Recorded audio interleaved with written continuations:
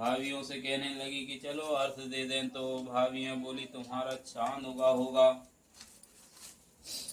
हमारा चांद तो रात को उगेगा। बहन ने जब अकेले ही अर्थ दे दिया और खाने लगी तो पहले ही गिलास में बाल आया, दूसरे गिलास में कंकड़ आया और तीसरा गिलास मुंह की ओर किया तो उसकी ससुराल से संदेशा आया कि उसका पति बहुत बीमार है, जल्दी भेजो।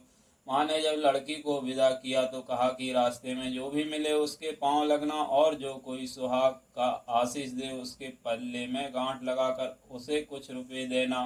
बहन जब भाइयों से विदा हुई तो रास्ते में जो भी मिला उसने यही आशीष दी कि तुम 7 भाइयों की बहन, तुम्हारे भाई सुखी रहे और तुम उनका सुख देखो। सुहाग का आशीष किसी ने भी नहीं दिया। जब वह ससुराल पहुंची तो दरवाजे पर उसकी छोटी ननंद खड़ी थी। वह उसके भी पैर लगी तो उसने कहा कि सुहागिन रहो, सपूती हो। तो उसने है सुनकर पल्ले में गांठ बांधी और ननंद को सोने का सिक्का दिया। तब भीतर गई तो सास ने कहा कि पति धरती पर पड़ा है। तो वह उसके पास जाकर उसकी सेवा करने के लिए बैठ गई। बाद में सास ने दासी के हाथ बची खुची रोटी भेज दी। इस प्रकार से समय बीतते बीतते मृगशिर मार्गशीर्ष की चौथ आई। तो चौथ माता बोली करवा ले भाइयों की प्यारी करवा ले। लेकिन जब उसे चौथ माता नहीं दिखलाई दी तो वह बोली, हे माता, आपने मुझे उजाड़ा तो आप ही मेरा उद्धार करोगी, आपको मेरा सुहाग देना पड़ेगा। तब उस चौथ माता ने बताया कि पौष का दिया। तब भीतर गई तो सास ने कहा कि पति धरती पर पड़ा है। तो वह उसके पास जाकर उसकी सेवा करने के लिए बैठ गई। बाद में सास ने दासी के हाथ बची खुची रोटी भेज दी। इस प्रकार से समय बीतते बीतते मृगशिर मार्गशीर्ष की चौथ आई। तो चौथ माता बोली करवा ले भाइयों की प्यारी करवा ले। लेकिन जब उसे चौथ माता नहीं दिखलाई दी तो वह बोली, हे माता, आपने मुझे उजाड़ा तो आप ही मेरा उद्धार करोगी, आपको मेरा सुहाग देना पड़ेगा। तब उस चौथ माता ने बताया कि पौष की चौथ आएगी, वह मेरे से बड़ी है, उसे ही सब कहना, वही तुम्हारा स्वाग वापस देगी। पौष की चौथ आकर चली गई, माघ की चली गई, फाल्गुन की चली गई, चैत्र वैशाख जेठ आषाढ़ और श्रावण भादों की सभी चौथ माता आई और यही कहकर चली गई कि आगे वाली को कहना।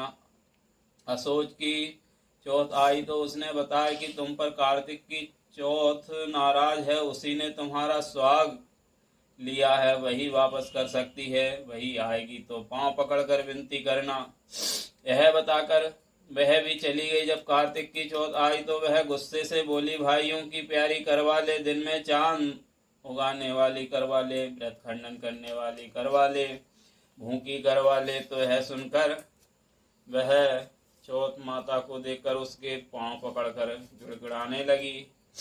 हे चौथ माता, मेरा सुहाग तुम्हारे हाथों में है, आप ही मुझे सुहागिन करें। तो माता बोली, पापिन हत्यारिन, मेरे पांव पकड़कर क्यों बैठ गई।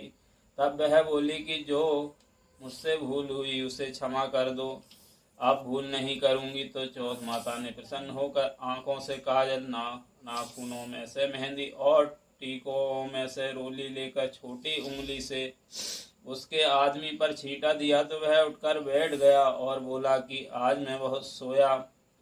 वह बोली, क्या सोए, मुझे तो 12 महीने हो गए। अब जाकर चौथ माता ने मेरा सुहाग लौटा है। तब उसने कहा कि जल्दी से माता का पूजन करो। जब चौथ की कहानी सुनी, करवा का पूजन किया तो प्रसाद खाकर दोनों पति पत्नी चौपड़ खेलने बैठ गए। नीचे से दासी आई, उसने उन दोनों को चौपट पासे से खेलते देखा तो उसने सासू जी को जाकर बताया। तब से सारे गांव में है बात प्रसिद्ध हो गई कि सब स्त्रियां चौथ का व्रत करें तो सुहाग अटल रहेगा। जिस तरह से साहूकार की बेटी का सुहाग दिया, उसी तरह चौथ माता सबको सुहागिन रखे। यही करवा चौथ के उपवास की सनातन महिमा है। बोलिए चौथ माता की जय। करवा चौथ व्रत कथा।